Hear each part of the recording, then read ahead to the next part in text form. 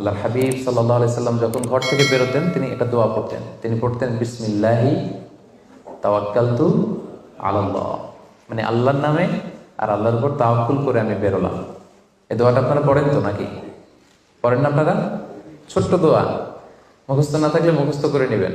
আমার সাথে সাথে পড়েন বিসমিল্লাহি তাওয়াক্কালতু আলাল্লাহ। আবার পড়েন বিসমিল্লাহি তাওয়াক্কালতু আলাল্লাহ।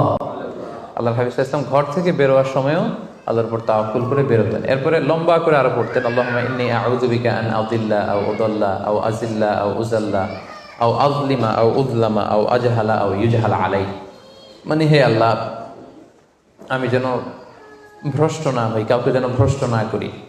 আমি যেন পদস্খলিত না হই, কাউকে যেন পদস্খলিত না করি। আমি যেন জালেম না হই, আমি যেন কাউকে মাজলুম না বানাই। আমি যেন কারোর সাথে মূর্খোচিত আচরণ না করি। কেউ